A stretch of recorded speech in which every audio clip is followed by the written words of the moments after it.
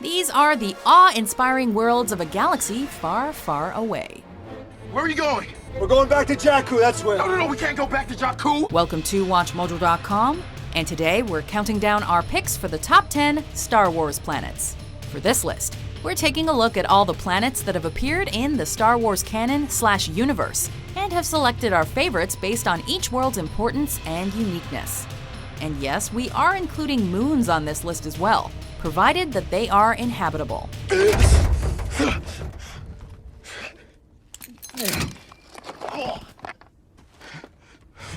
Number 10, Geonosis. As the site of the Confederacy of Independent Systems' first capital, this planet also served as its primary base of operations, and where the manufacturing of the faction's battle droids took place. A barren desert world inhabited by winged sentient insects, this ringed outer rim planet was a fitting refuge for followers of the dark side. I don't like the looks of this. Geonosis may not have the most redeeming features in the galaxy. In fact, Anakin Skywalker once described it as rotten from the inside out. Look!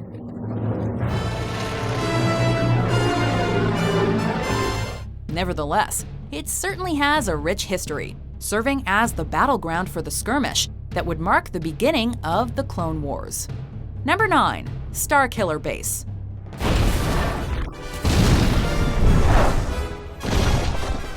As important as the Death Star is to the Star Wars mythos, it obviously couldn't make the cut since it's neither a planet nor a moon. That's no moon. It's a space station. And yeah, despite all the rants about how Starkiller Base is essentially the Death Star's third incarnation in disguise, we're including it here without shame. Having the capacity to blow up numerous planets with one strike, this Death Star on steroids obtains its destructive power by draining the energy from nearby stars, hence its name. Blanketed in unforgivably cold temperatures, Starkiller Base is a home base and weapon as cold as its First Order occupiers. Number 8, Mandalore. An environmentally hostile planet, this desolate desert world was once home to the ruthless Mandalorians, a fiendish warrior clan that was especially against the Jedi Order. I do not understand why the arrival of this Jedi doesn't upset you. You promised to support the Death Watch forces so we could overthrow the Duchess Satine and her weak, peace-loving government.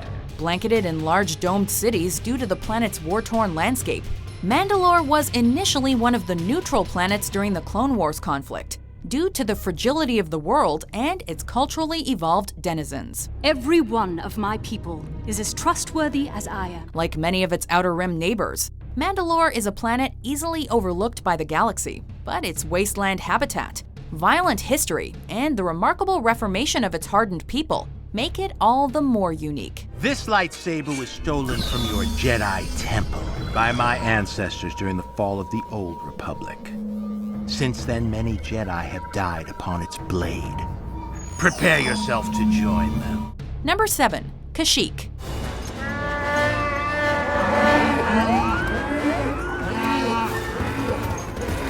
A forest world of dense shrubbery, large lakes, and misty mountains. This planet is home to everyone's favorite big walking carpet, Chewie. Chewie, come on! A major navigational point among the mid-rim planets, it was invaded by the Confederacy of Independent Systems during the Clone Wars, which led to several of the conflict's most intense battles. Abundant with aesthetically unique, larger-than-life treehouses, Kashyyyk stands out as one of the few planets in the galaxy that manages to be both architecturally and naturally beautiful at once. Big ups to Fuzzball and his fellow Wookiees.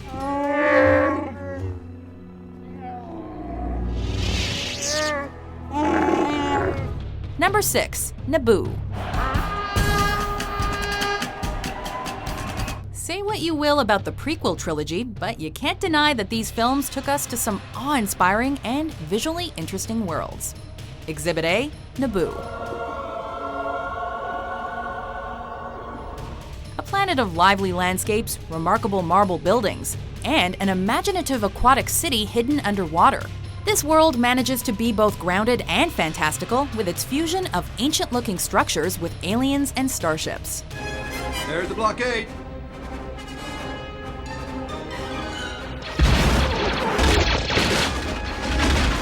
Covered in a unique landscape that includes swamplands, lakes, hills, and mountains, Naboo is as much a historical centerpiece of the galaxy as it is a piece of otherworldly eye candy.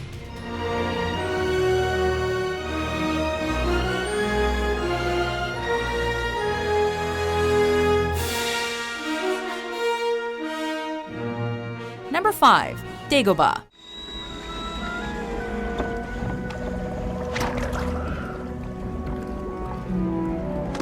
Alright, so most of us probably would not choose an eerie, oozy swamp for a home or getaway, but there's no denying there's a certain vibe or atmospheric charm that this Outer Rim territory gives off.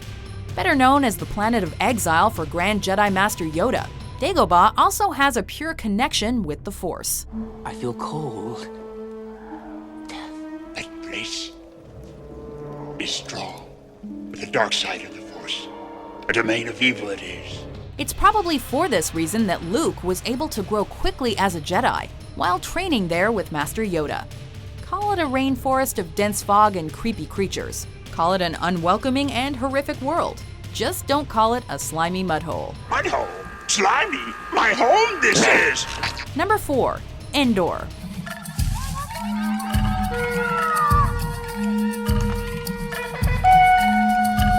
Officially known as the Forest Moon of Endor, this sanctuary of shrubbery, mountain ranges, and giant trees is home to the Ewoks, a primitive species that resembles living teddy bears.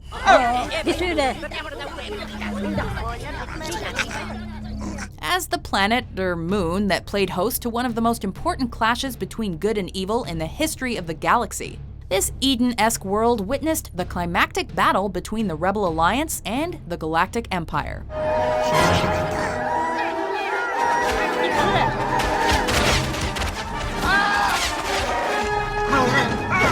The setting for some of the saga's most ambitious set designs, including the Ewoks' bright tree village, Endor's creative design may have appeared simple on paper, but its execution was pure creativity.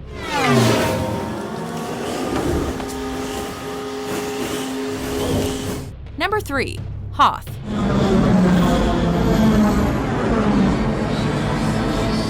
An icy planet that shares a name with its system, this frigid outer rim world is home to eternal blizzards, rapidly declining temperatures, and Yeti-esque monsters known as Wampas. In other words, it's a perfect low-key base of operations for the Rebel Alliance.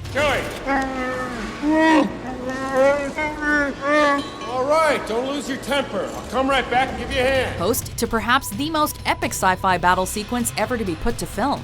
Hoth was the planet that witnessed the Rebels' most desperate attempt to fend off the Empire's assault and their destructive AT-ATs. That armor's too strong for blasters. Rogue group, use your harpoons and tow cables. Go for the legs, it might be our only chance of stopping them. Taking center stage in the first act of one of cinema's greatest sequels, it's one of the original trilogy's most memorable worlds, even if its name doesn't exactly fit its environment. I don't know why they call it Hoth. They should call it Cold. Okay, settle down. I'm up after the band. Number 2. Coruscant.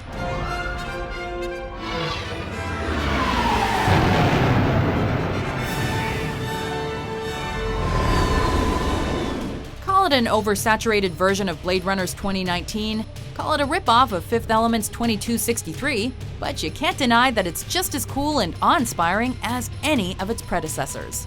Described as a planet that is also one gigantic city, Coruscant also acts as the capital of the Republic.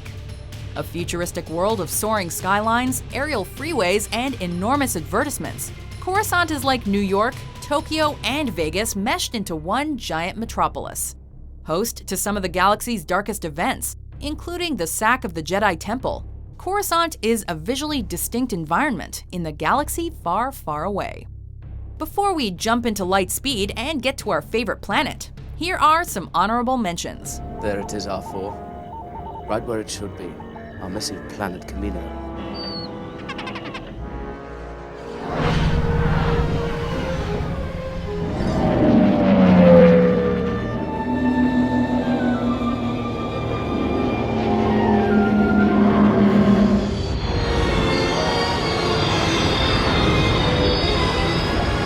Number 1. Tattooine. Look, sir, droid. Taking the top spot on our list is the planet that started it all, the home planet of the Skywalker family. Tattooine's straightforward sand and desert terrain has gone on to act as a point of reference for similar desert planets in the saga, including the aforementioned Geonosis and, later on, Jakku.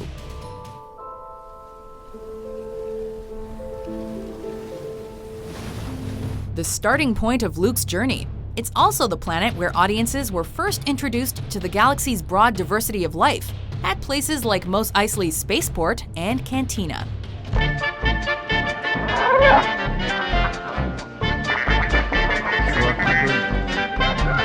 While it sits as a wretched hive of scum and villainy, it's also a tranquil and sunny world with arguably the best view of dual suns anywhere in the galaxy.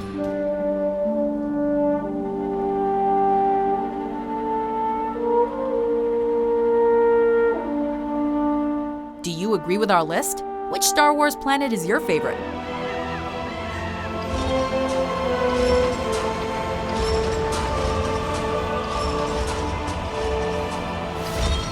For more otherworldly top 10s published every day, be sure to subscribe to WatchMojo.com.